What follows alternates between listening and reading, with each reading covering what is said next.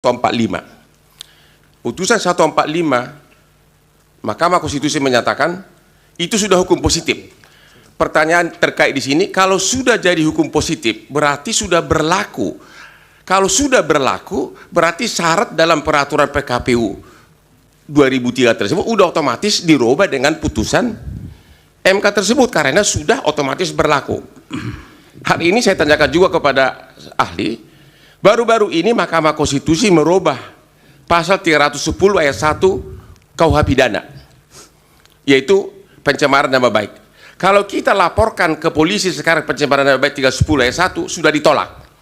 Apakah Anda pernah melihat KUH pidana dibawa ke DPR untuk dirubah sesuai dengan putusan MK tersebut? Dan otomatis berlaku perubahan tersebut. Pertanyaan Bapak apa?